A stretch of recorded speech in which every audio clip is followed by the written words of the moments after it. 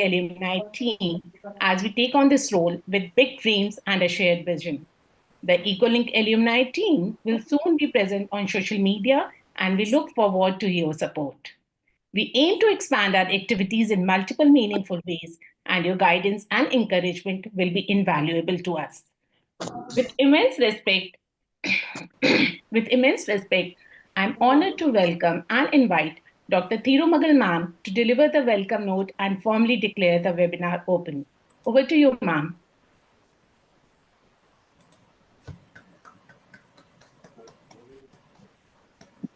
Unmute, ma'am. Unmute. Unmute. Ma'am, please unmute. Yeah. Thank you all for coming. And my first thanks is to the Alumni Association for putting this program together.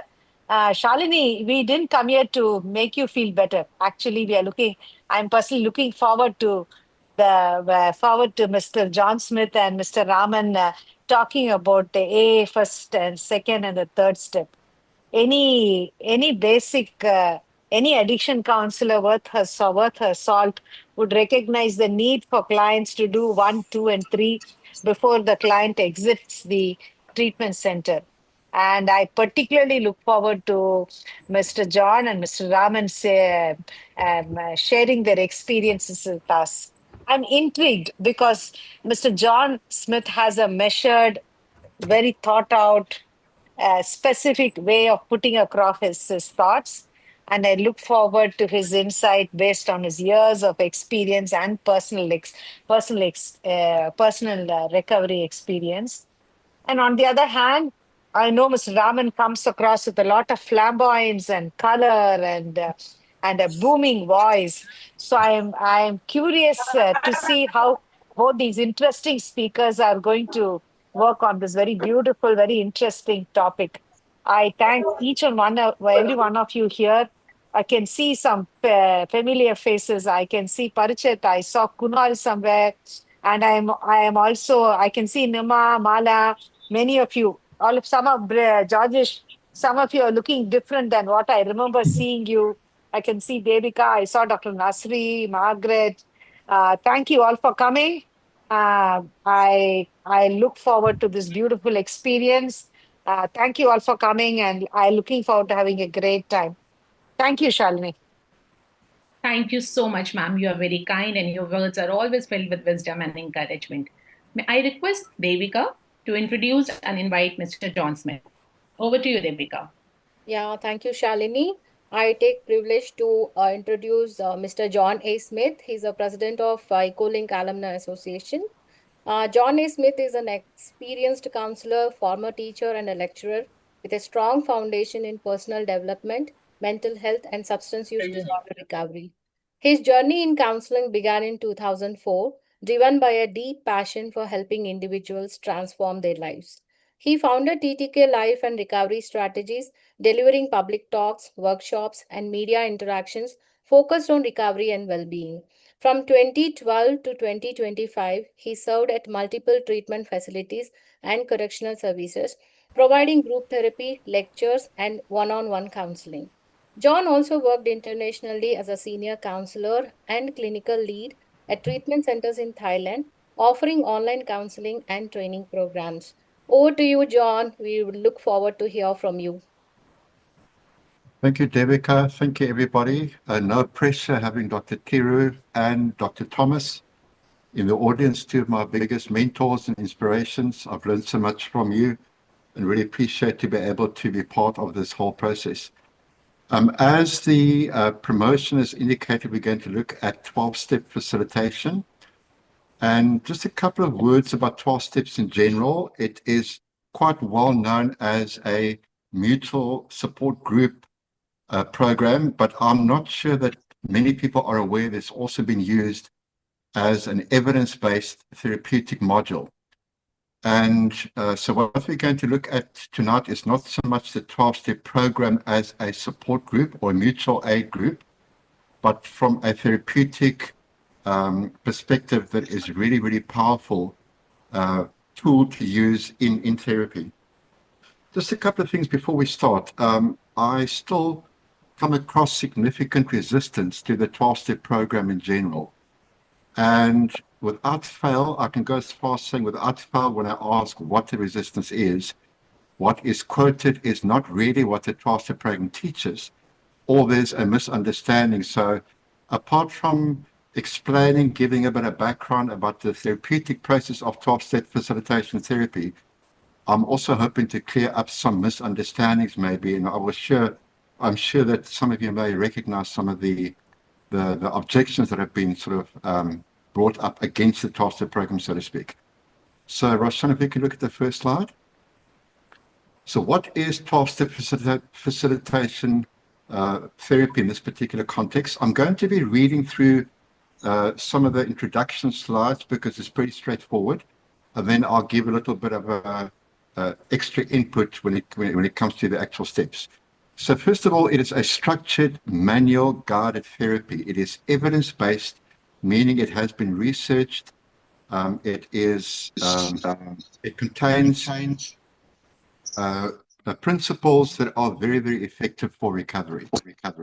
It typically consists of 12. There seems to be some feedback somewhere.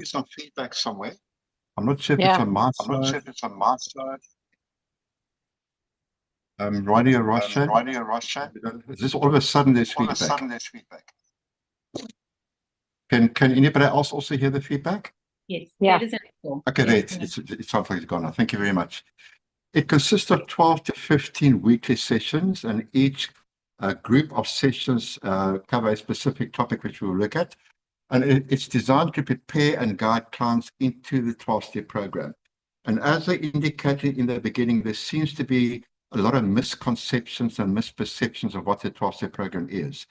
And one of the comments often made is, I tried the 12 steps that did not work for me. And I don't want to sound disrespectful, but my honest opinion is that does not sound like a 12-step program, because it's not something that I try. It's something that I learned to live. And I think that is where some of the misconception comes in. So the facilitation, or the 12-step facilitation therapy, is a very efficient tool to introduce the 12-step program as well for after treatment particularly. It is distinct from NA and AA meetings, which are peer-led and not therapy. The mutual aid groups or support groups are led by persons in recovery, and the leader is a person in recovery. There's no specific training required, whereas TSF is a specific treatment modality facilitated by a trained therapist. And the therapist acts as facilitator, not as sponsor. So the sponsor generally guides the individual through the whole process of recovery. Some of the principles we're going to look at, whereas the therapist in TSF facilitates the actual training. So we're going to look at what some of the differences are. Okay, next slide, please, Roshan. I'm just well aware of time, so I hope I'm not rushing too much. Just a bit of soft disclosure. I do have some ADHD and dyslexia, so if I'm stuttering a bit here and there, that's my excuse. Okay. So the key differences between the 12-step groups and TSF is the fact that it is, as we said, the leader is a licensed therapist, whereas the 12-step program is facilitated, or the meetings are facilitated by peers. The format is individual or small group therapy, whereas the 12-step groups are open. There's normally no specific limit to the size of the groups. The goal is to guide the client through the 12-step concepts, whereas the groups are really to share experiences, strength, and hope. So it's more like a fellowship kind of scenario, whereas TSF is specific therapeutic guidance. The cost, well, that is up to the facilitator. There's the regular normal therapeutic fees, whatever it may be for individuals or for different therapists, where the 12-step groups are free and they rely on voluntary contributions at each meeting. And the setting for TSF would be in a clinical setting. It could be in an inpatient facility, but generally it is provided as in an outpatient setting, whereas the 12-step programs are community-based and they can basically be held anywhere where there is a facility available. So those are the basic differences. The two really work very well together. But it's also important, I'm going to reiterate again, the fact that the 12 steps can be presented as an evidence-based therapeutic modality as well. Very important to understand. Yeah, thanks, Roshan. The next slide. Okay, the actual process consists of three main categories, if I can put it that way. The first one is surrender, and it talks about higher power, and that is where some of the resistance comes in. I've heard it being said that the 12-step program tells you have to have a higher power. It's not quite what it says. What it says is we came to believe that a power greater than ourselves can restore us to sanity. And sorry, I started with the second principle. My apologies, but I'll continue with that. The surrender is I accept I need something outside of myself that I can draw strength from and that I can receive support from. So let's go to the first one. My apologies. Session 1 to 3, acceptance. And it comes to the principle that until I accept the fact that I have become powerless over my addiction and that my life has become unmanageable, there is very little chance of recovery. And that is one of the major opposition to the program. It is often quoted, I don't need a program that tells me I am powerless. Nowhere does the program tell me I am powerless. Step 1 says, we admitted that we were powerless over our addiction at the time, or whatever the behavior may have been.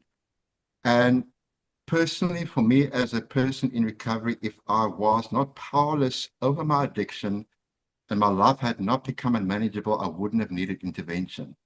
So it's not a self-deprecating statement. It is a statement of honesty. We admitted, now I can ask for help. And then the next part is the surrender. I acknowledge that help is available. And if anything, by coming to believe that a power greater than myself can restore me to sanity, implies I can take back some control. I can take back some control over my life and I'm able to move forward. And then the third principle, involvement, really important. There is a principle in the 12-step program that states we no longer have to stand alone unless we choose to. And for anybody in recovery can relate to this, that it is one of the most difficult processes, because very often the feeling is that people don't understand, I'm alone, and that loneliness or the feeling of being alone can be a major, major reservation for recovery. So it's not only getting to the place of acceptance, and just by the way, acceptance is also a dialectical behavior therapy principle, that once I accept what is, I can take a step back and I can start to effect a change. So significant therapeutic value in that. And so the surrender, simply letting go of the need to control, letting go of the need to change the situation. I can take a step back and I can now ask the right questions. What can I do to move forward? And then involvement, I'm not alone. I've got a support structure around me. I've got people with lived experience, people on a similar journey. So that fellowship, that community is also a very important part of this whole process. If I'm going too fast, somebody just give me a heads up. I'm trying to, apart from the nerves of who is in the actual group, I'm also trying to just be aware to come across clear and succinct. Okay, thank you, Roshan. The next slide, please. Okay, the first core principle, acceptance. As I intimated, we admitted, past tense, that we were powerless at the time over alcohol or addiction or any other behaviors, and that our lives had become unmanageable as a result of the behavior. So TSF is rooted in accepting the disease model, and that's another objection, which I've heard the program teaches me that I have a disease. It's not what it's saying. It implies that if I view addiction as a disease, it means it can be treated. I can get to a place where I no longer experience the symptoms of the addiction or the behavior, and it's acknowledged as a chronic disease because of changes that takes place in the brain. So, and just the fact that I can recognize it is a condition and it's not just a character default or a weakness there's more empowerment in that understanding, so I can actually do something that can help me to regain control over my life. So it is not about how weak I am. It's about the place that I find myself in that I can take responsibility for, and I can actually do something to move forward. Okay, next slide, please, Roshan.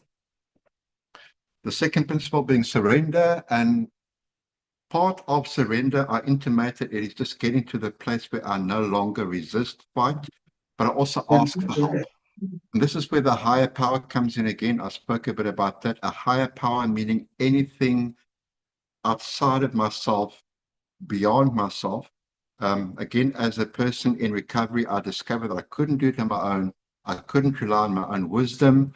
And there's a principle in the 12-step program that says my best thinking got me into the rooms. So just to recognize there is a power outside of myself. For some people, it may be God. And just by the way, God for some people, I'm saying it respectfully, can also be an acronym. Good orderly direction. It could be the universe. It could be the 12-step program itself. It could be the principles.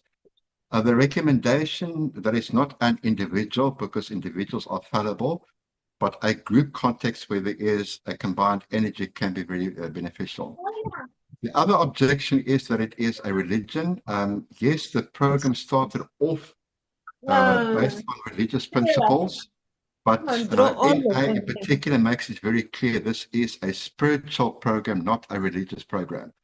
And it just simply means we apply spiritual principles that goes beyond physical, practical principles.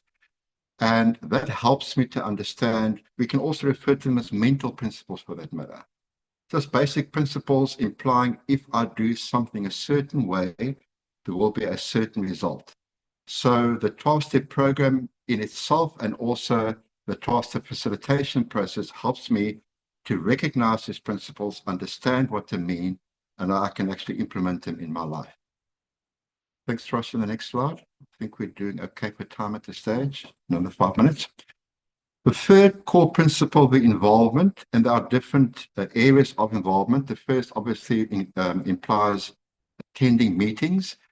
And the purpose of the meeting is just that fellowship, talking to people who are like-minded, others with lived experience who really understand where I'm coming from. And something that I've learned in my own recovery, there are certain things I cannot share with people close to me who are not in recovery, not because we are keeping secrets, but they just don't understand. And somebody said to me quite a while ago, a good example, I cannot wake my partner up in the middle of the night and say I'm craving. What are they going to do? But I can tell my partner after the fact I had a bad craving, I was able to call somebody on a similar journey that gave me some sound advice and was able to move forward. So the whole idea of it being peer-led, people with the same experience, meeting together on a regular basis, just that sense of support and fellowship is very important.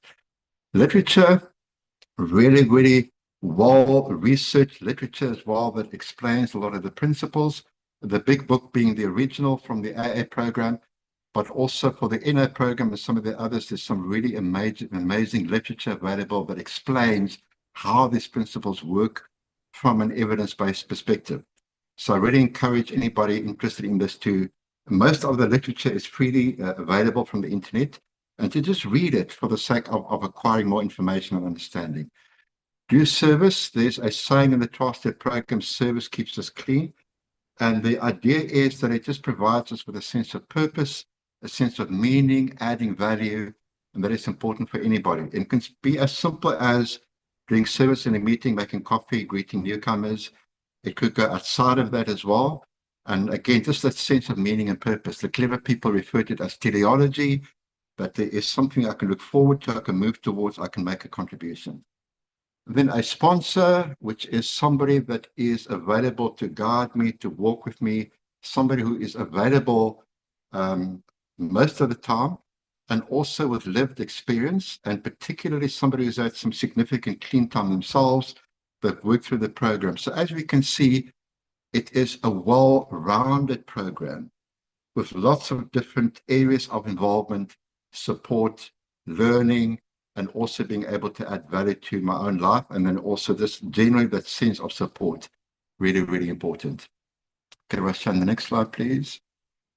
So the guiding framework, we're just going to look at the first few steps quickly, and then Raman will explore a bit more. And at the risk of repeating myself, I'm going to repeat some of the principles.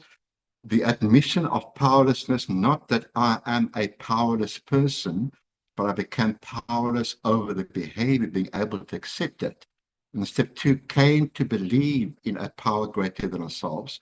Through this whole process, I wasn't told, I wasn't indoctrinated, I came to believe there is something available that can support me, that gives me hope. And the third principle, then making the decision, I made the decision based on my experience to turn my will and my life over to the care of God. There's also often a misunderstanding. The program teaches me I have to surrender to God. It's not what it's saying. I came to a point where I can realize I can hand my will and my life over to the care of God as I understood him, or whatever that higher power is. There's a support, there is a caring that is really, really important. I'm just going to quickly read through step 4 and 5. We're not going to go into it. Made a searching and fearless moral inventory. I just started examining myself, and we admitted to God ourselves and another human being the exact nature of our wrongs. We take responsibility for what we did, and in that itself there is some freedom as well. And Roshan, I think the next slide is the last slide, open for questions. Let's just check that. If you can move to the next slide. Okay. Time is up. I'm not going to go into that. It's just basically who it is for. I assume that we will make the slides available after the fact. I'm not sure, Ronnie, but then whoever is interested can have a look at that. So my time is up. I'm going to hand over to Raman, who will share some of his own personal experiences as well related to the steps. Thank you, Mr. John. Now is the time to hear from Mr. S. Ramanayya, who will share his experience in recovery. Mr. S. Ramanayya is a committed recovering person in the 12-step program with extensive experience in sponsorship, service, and recovery support.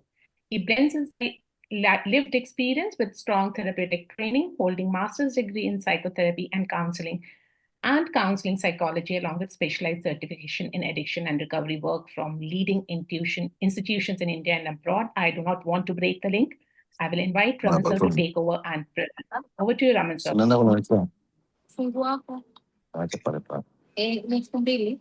Hello. Over to you, Raman Yes. sir.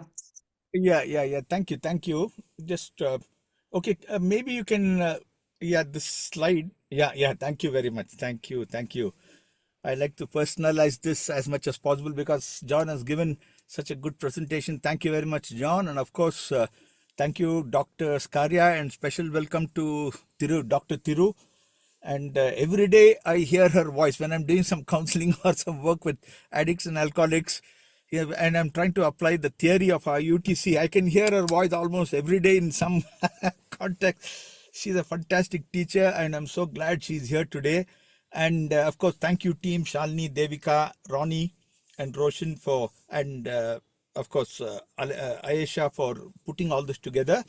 Yeah, so the thing is, see, my name is Raman. Like they introduce themselves in a meeting, in a recovery meeting. I'll share like somewhat like that. My name is Raman. I'm a recovering person, addict, alcoholic, etc. And today, by the grace of God, and most importantly, the 12 steps of NA and A, I'm staying clean.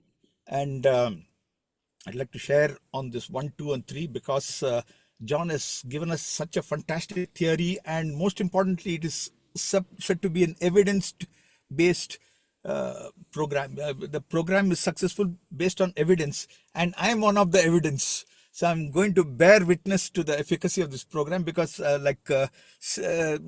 I've stayed clean for 3 odd decades. And to be honest, I'm not saying that I've totally lost the desire. I've had some thoughts. Even the other day, about 4 days ago, I had a using dream, where suddenly in the middle of the night, I think about 4 o'clock or something, I'm not sure, but that was such a horrible nightmare that I had gone back to my using with my old using buddy who's now dead. And my dead mother is watching me, and one of my counselor friends is looking at me and saying, "What, you started again?" And I'm telling myself, oh my God, it cannot be. I mean, that is the nature of this disease. It's a horrible disease.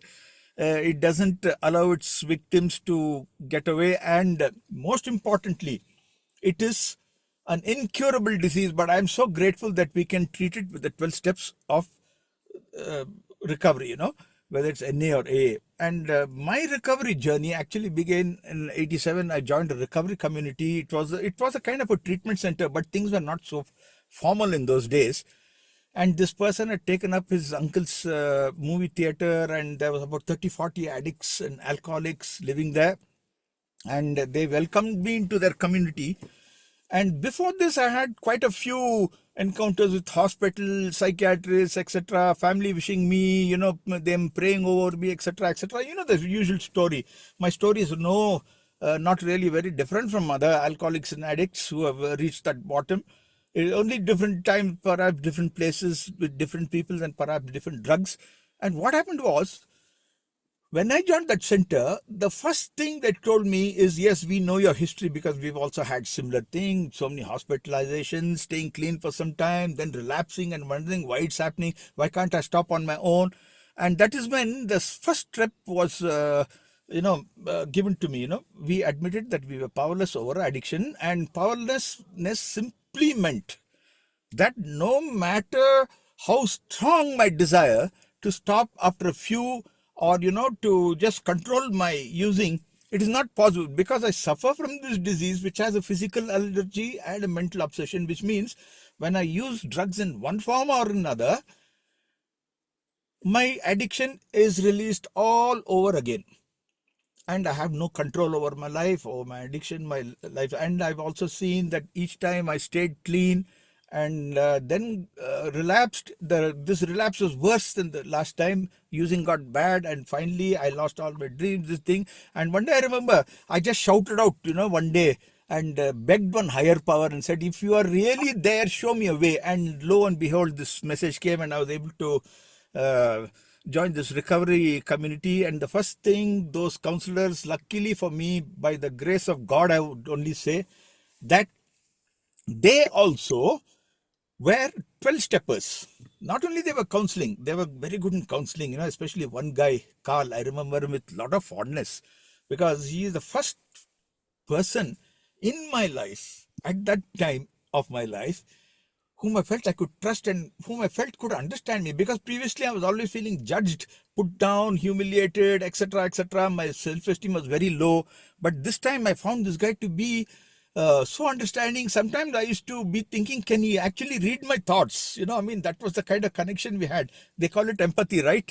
One addict understanding another. And also in NA we have this theory which says, the statement which says that one addict can best understand and help another addict. I'm not saying that the psychiatrists, counselors, and all these people are not good. No, they are very good. They are the ones who actually made me aware, first of all, that I had a disease called addiction, and that I must abstain from these things in order to recover. They put me on the track, but they didn't have a life plan for me. They didn't have a program of recovery for me, And this only came through the 12 steps. And I remember them saying also, yes, you're not only, you admit you're powerless or addiction. Yes, that's whenever you started, you couldn't stop, and etc., etc. And also the important thing is, my life had become unmanageable. Now, if I go into my life, if I go deep into my life, even before I started using, my life simply was unmanageable. I don't know if I had ADHD. I'm not saying I had ADHD. It might have been attention deficit disorder without the hyperactivity. Sometimes I used to be, but many times I would find myself in class sitting and, just being blank, and, all of these things. And at home, sometimes I used to not be in sync with the family. Even in games and all that, I used to be there. My physical presence was there, but my mind was somewhere else. So maybe I had that, and therefore it caused problems. Or maybe I had some other, some behavioral issues. I don't really know, because in those days psychiatry was something to be, meeting a psychiatry was something to be avoided. You couldn't really, because you would be branded, family shame will be there, etc., etc. But I wish they had actually taken me to a psychiatrist or psychologist. But anyway, that's something that I can't change. But let me tell you one thing. it is perhaps the responsibility of the parents, the students, I'm sorry, the parents, the teachers, and family in at large and friends to be able to not single out or profile a child who is unmanageable, but try to find out why is this child, is it because of some emotional disturbances at home and all that, and trauma. And now the latest theory is that most of the addictions happen because of childhood trauma, and I certainly was traumatized. Especially there was an uncle in my house who used to be very strict, and used to take care of all of us, very nice guy, but the way he used to come across was gruff and quite rowdy and violent. He was an ex-army guy. He brought in all that, lot of discipline in that, but it damaged my psyche. I was traumatized. So what happened? I was not able to express, and this grew and all that. And when I was 16 years old, I started, cigarettes and rum and all that. Then it progressed. This is a progressive disease also that they say. Like unmanageability also simply means we develop tolerance for these drugs and things. Our emotions basically are unmanageable, and I developed a lot of resentments against a lot of people. And the only way to solve that problem was to be high. So this went on for almost 12 years, and I was a musician, I was doing well, but then, the addiction takes us away from all of that, because addiction especially, and withdrawal, more importantly, distort rational thought. This is what I believe. And therefore, I was not able to figure out what I wanted to do in my life. I had no forthcoming guidance from anyone in those days about my clean date is my recovery journey in the 12 steps. It began on 21st of December 1987, which is almost 4 decades now. And just before that, 5-6 years before that, in the 80s, early 80s and all, we didn't have any specialized guidance for children who are unmanageable, or youngsters or teens and all that. So now, thankfully, it is much better. And this is what I believe is a power greater than myself, getting guided, getting peer support, getting, and last 10 years, last 5 years, my higher power has been all these studies, that I've been doing about addiction and the addiction science, and, the art of recovery, all of these things, the art of living clean, so to say. All of this have been a higher power, because the principles also can be higher power. And the first step, it says powerless. That is one of the things over addiction. And then our lives had become unmanageable. Many of us don't admit this. We are afraid to. But I would say that as long as we are human, our life will be unmanageable. But these steps teach me how to be able to live with that unmanageability and not react to my own self in these ways. And the second one, yes, we came to believe that a power greater than hell ourselves could help us, could restore us to sanity. And that higher power did help me, because when I first got clean, I spent about 5.5 months in that recovering community. It was very in-house, very protected environment. Then the counselor said, "You're ready to go out." So I came out. There was no NA meetings, but yes, there was AA meetings. And although there was a lot of difference in age and lifestyle, I was young, they were much older, and lifestyle, they were all coming in posh cars, beautiful wives, nice watches, fresh scent could be smelled. But I was kind of a rundown fellow. But they didn't make any difference. They gave me that love and understanding and said, "Yes, we will help you," and they did. And then 7 years later, we formed the NA group, which is still happening today. We have about 10 to 12 NA groups in Bangalore now. And these people were my higher power. Until today, in many respects, they're still my higher power. But today, I would like to say, I have a God of my own understanding also.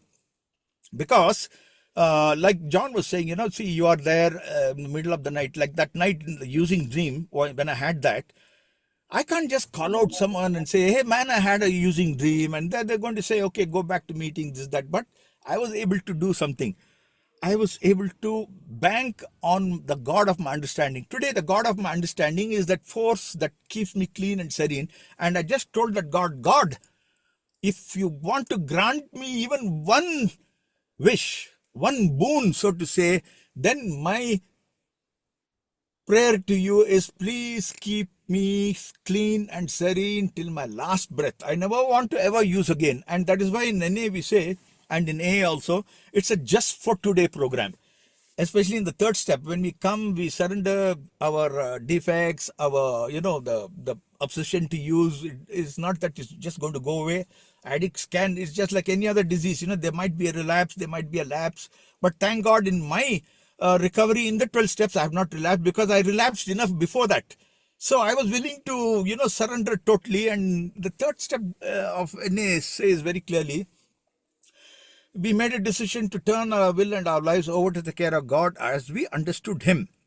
Now, a lot of people, like John was saying, they have these problems, like, why should God be a Him?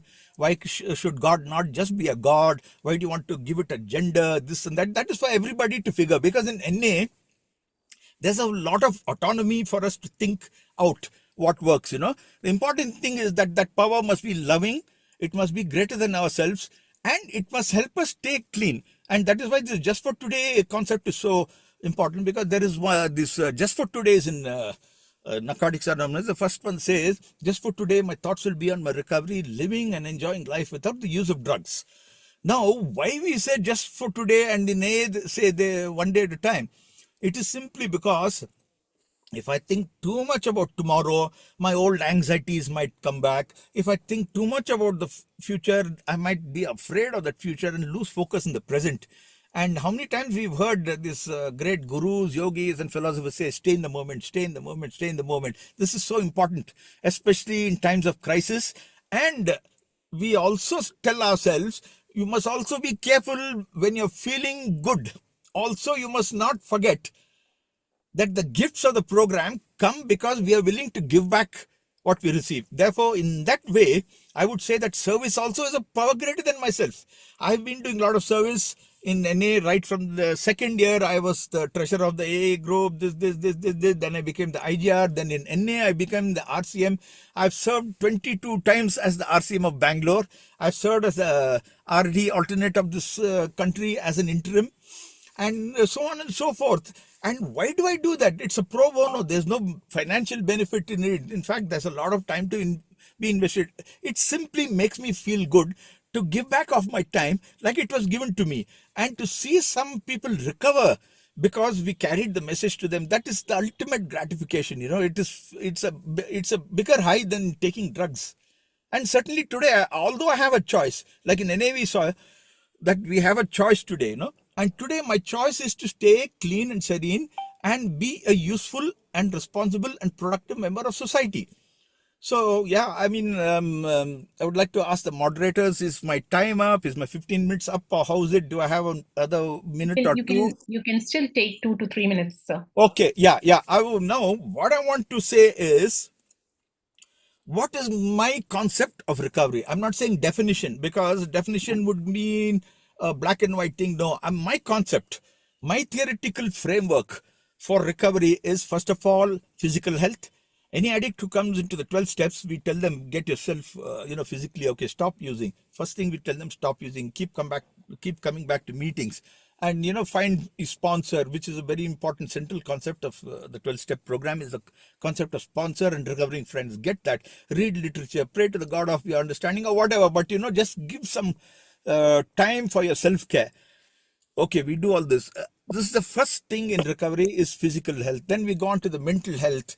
Everybody I see in NA or AA, we have some mental issues. Yeah, I mean, like in the UTC, we read that almost 70 to 75 percent of people who are addicted at one time or the other in their lives suffer also from conquering mental disorders. This is very, very true. I see it. I would say the figure is much higher. Me too. Sometimes I can get obsessed. Sometimes I can get raged.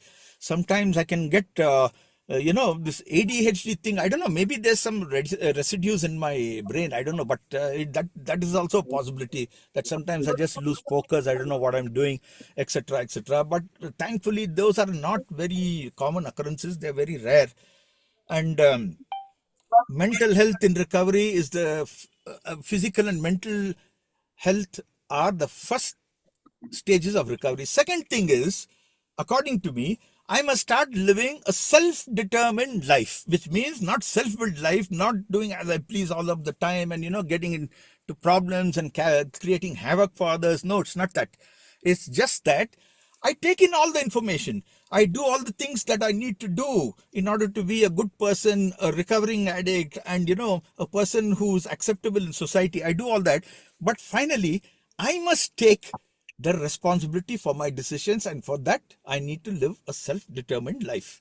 Okay, make decisions, develop decisional skills, social skills, refusal skills, all of these things I need to develop, and be on the dot when it comes to making my decisions, thinking it out, etc., etc. And coming, like Thiru ma'am used to so often say, when you're confused, just sit down, take a piece of paper and do that decisional balance. And I don't know, I must have told this to about 20, 30, 40, 50 addicts till now, recovering persons. I've told them this. You must do that so that you decide for yourself what you want in your life, so that tomorrow you will not only be responsible, but if it doesn't come true, or if it doesn't, your ambitions are not realized, you won't be blaming XYZ, because we believe that we should not blame people, places, and things anymore. We must take responsibility for our recovery. That's the second thing. The third thing I believe, which is the apex, the final, like say, fulfillment in recovery, comes when I have realized my true potential.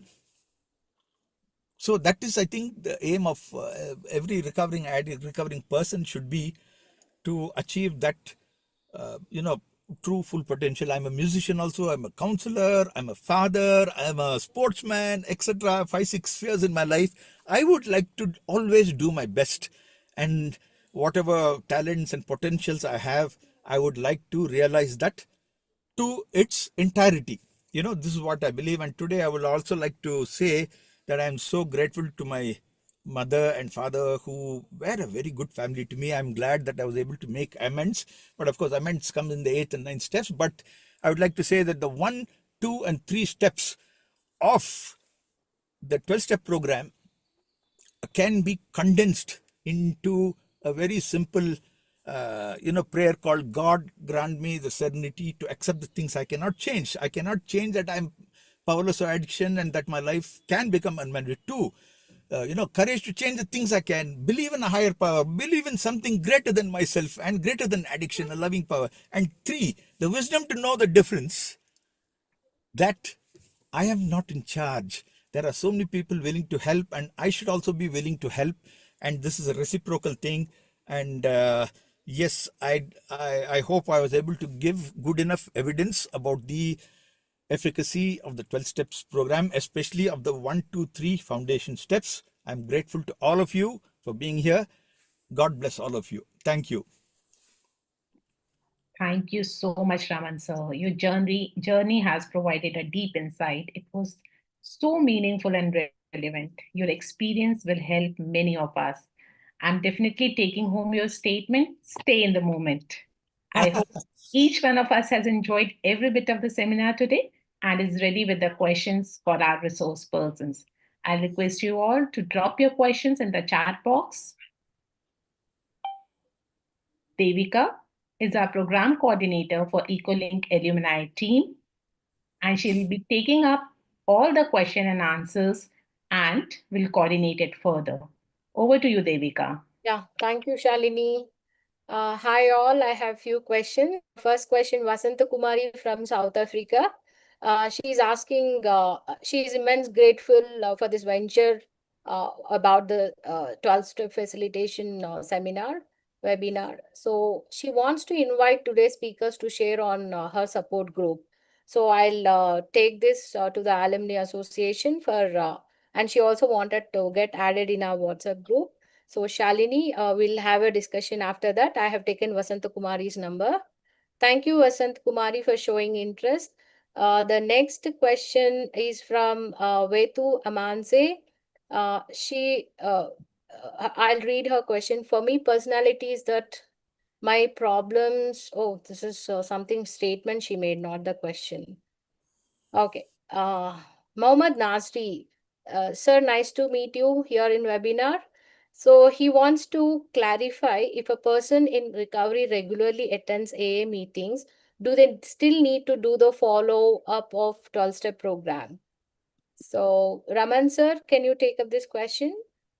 Yeah, I certainly would. In all humility, I would like to say that yes, see, there are various parts of this NA recovery program. Of course, the 12 steps are one thing. Then we have the 12 traditions, which governs our, so to say, our behavior towards others. And also we have something known as fellowship and service. Now, fellowships and service are good, but they are not the recovery program in itself, We can do all that service, we can do all that fellowship, but if we don't take self-care, which is what the 12 steps is all about, the self-care, getting into myself, finding out who am I, what am I, and where am I going. So it has to, I'm saying has to as it's not a rule, but it is generally found through the experience of a lot of recovering people that it is better to do the 12 steps also, sometime or the other, especially with a sponsor. It gives a balance in life. Yeah, thank you. Thank you so much for the answer. Next, Muthu Singapore. He says, how do we introduce 12-step program to addicts, those who are in the correctional facility?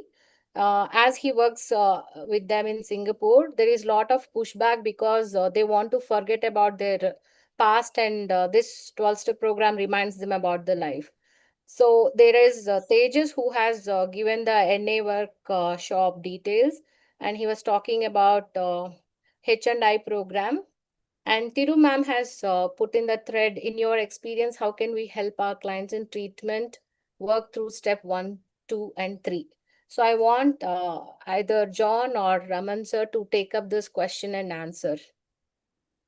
Yes, I did quite a lot of work in correctional services, and my experience was each facility, although there are similarities in the rules, but each facility will have certain policies. And I'm not saying everybody else must do this, but what worked for me is I identified individuals first, and then started to visit, work with the individuals, build rapport, build relationship, and then from there went to the prison authorities and explained to them what the 12-step program is all about. Not all of them agreed to it, but because I had built up some rapport and relationship with some of the individuals, they were more open. So unfortunately, there's no specific answer. How do you go about it? My suggestion would be, as I said, where possible, visit individuals, but go to the authorities, explain to them what you want to do, the reason for it, and hopefully they open doors from there. And then Dr. Thierry, Dr. Thierry's question, how do we guide them through it? My personal experience, what worked for me was to present steps 1, 2, and 3 for what they actually say. Because as I indicated, a lot of the resistance is based on misunderstanding. So what helped me was I would listen to the objections and hear what they thought it meant, and then explain the actual meaning from it. So you literally talk to them, ask them questions, and you don't have to quote the steps verbatim as such. It's more about presenting the principles and in each of those steps. And then from there, we can take it further. I hope that answered the questions. Yeah, thank you, John sir. Next question is Letkaija Changloy. I think I have pronounced her name properly. How can 12-step program be effective outside the rehabilitation center? Raman sir, can you take up this question? Yes. Thank you, Devika. See, actually now, there's a correlation between Thiru ma'am's 1, 2, 3 and this person's 1, 2, 3 because, see, like John said, we just present this. It's based on attraction rather than any force or promotion. However, having said that, we must also acknowledge the fact that A and NA are not the only programs of recovery available, no? There are many routes to paths to recovery, but as a recovering addict and person who's using this 12 steps myself, I must first of all, like last 6 months, I've been very intense in going to these rehabs where the local languages are spoken. And I'm insisting that we must do this workshop, a morning and afternoon workshop, simply so that the 1, 2, and 3 are explained in very, very simple language with a very interactive format. And finally, coming to the point where we tell them, see, this is not the end of it. When you go out, please go for these meetings. This is just to sustain that interest if they have it. Now, as for, will it work outside the centers, rehabs? Yes, it should. Because that is, it's a foundation for life. Like even now, after all these 37, 38 years of staying clean, every morning I get up and the first thing I do is recite the first 3 steps to me and think, what can I do today for the addict who still suffers? So this is a lifelong program. Yeah, thank you. Thank you, Raman sir. Thank you. Georges Brito has asked one very important question. How much the recovery addicts get benefit when they chose another recovery or sober person as a mentor? Pardon me, what was that again? How much the recovery addicts get benefit when they choose another recovery or a sober person as a mentor? I think he's talking about a sponsor. Yeah, true. Like the saying goes, one addict can best understand another addict, because the most important factor there, I think, is because this person who's sponsoring might have gone through a similar experience and therefore might not be judgmental in their approach. See, this judgmental thing is a very insidious thing. It just comes out sometime.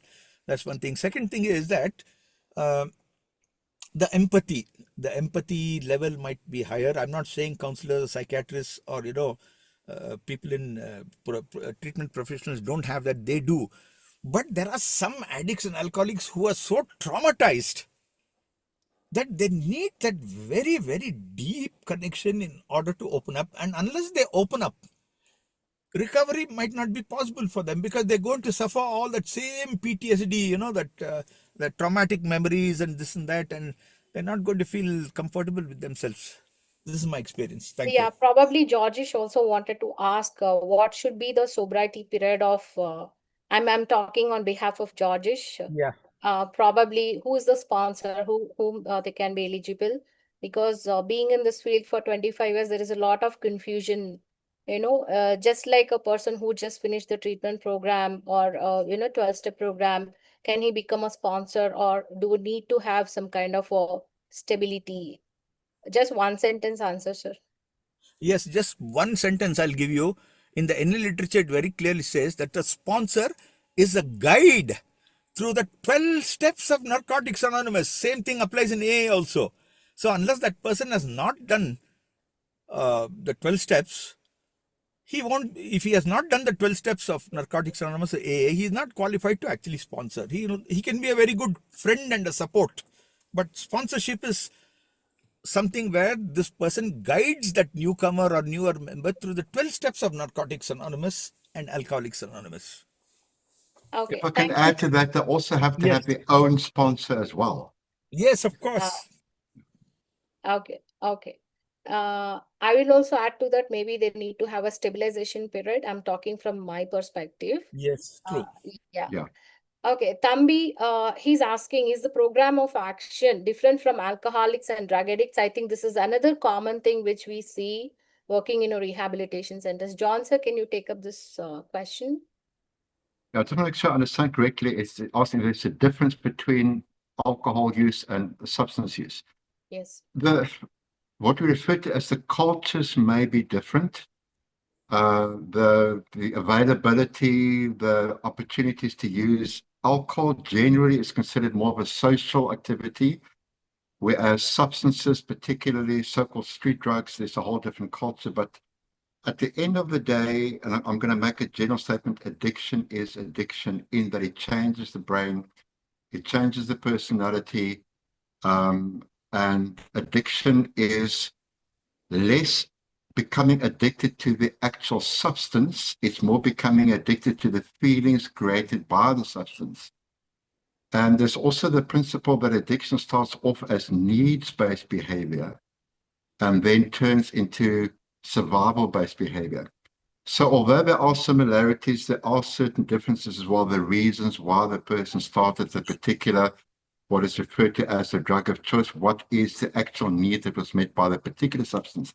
Alcohol being more social settings, and other drugs, so to speak, more self-soothing, self-medication. So that's sort of the essence of the difference between the two. But the treatment is similar. The treatment is similar. Yeah, thank you. Thank you, John, sir. Another important question by Karume. How do I work with a client in a treatment center as a supervisor at the same time as a sponsor of 12-step? How do I set boundaries? I think, John, sir, I want you to answer this. Yeah, it is generally not considered a good idea to be both therapist and sponsor because it's very different relationships. It doesn't mean that a therapist cannot be a sponsor, but there are professional boundaries, ethical boundaries. So I personally would never be the therapist and sponsor for an individual. It could be maybe one of the, even I'll go as far as saying, try to avoid therapists within the same treatment center to be sponsors for clients. It's just because it can create problems.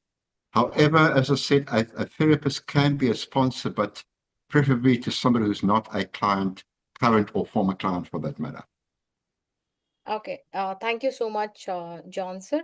Devika, Devika, last 4 minutes. This is the last question I'll be asking. Kunal is asking, is there any 12-step facilitator certification?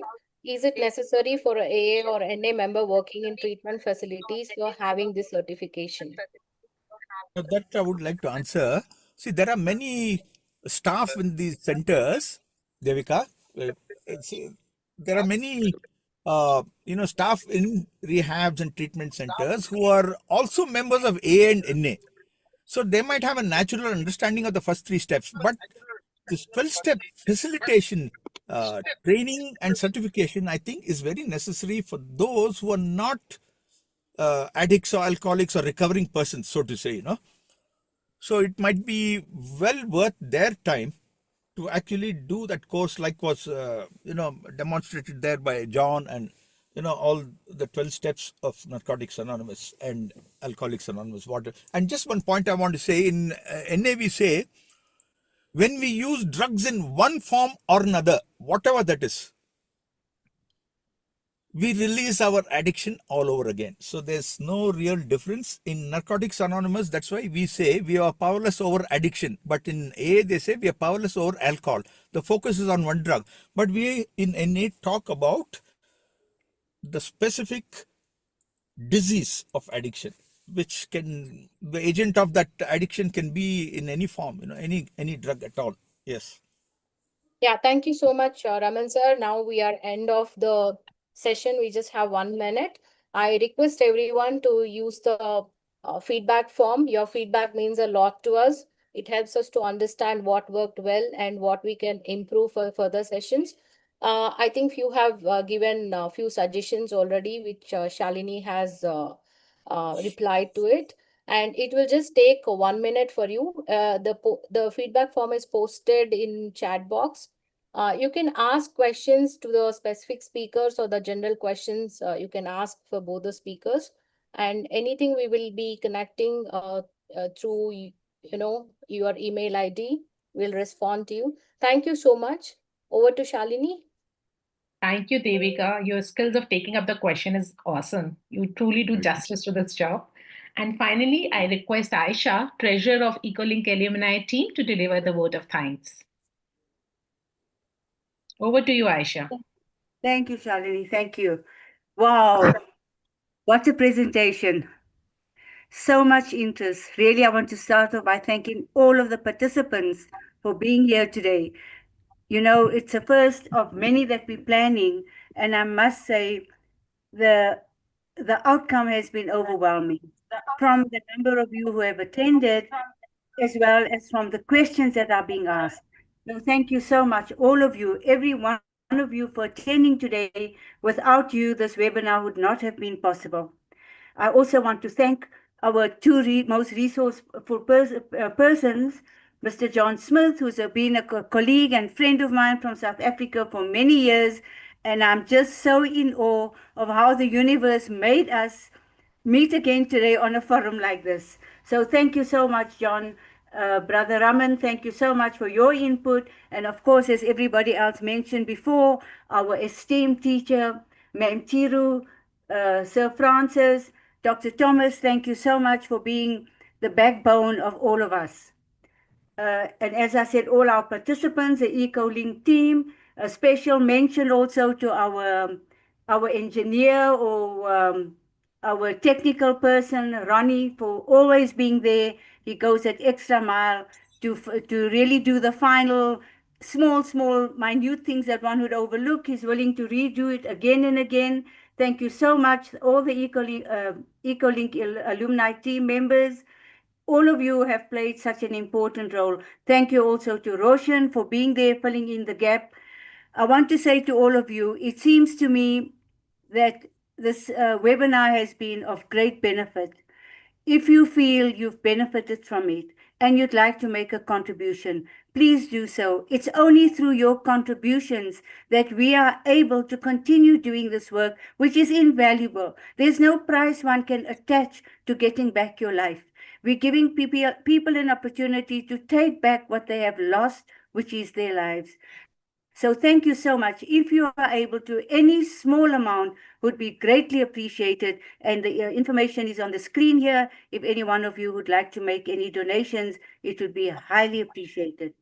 Thank you so much, all of you. Shalini, for being a super MC this afternoon. You've really gone the extra mile, also ensuring that everything was in place. Thank you so much to each one of you. And for me, it's good afternoon, good evening. Thank you. We conclude this evening today. Thank you everyone for joining us. See you soon. Thank you. Namaste. Thank you. Thank Yes, you. see you Thank soon. See you you. more often. Thanks, everyone. Thank you you. everyone Thank for the you. hard work. Thank you, everyone. Thank you. Thank you, all of you. Thank you, and please fill the feedback form.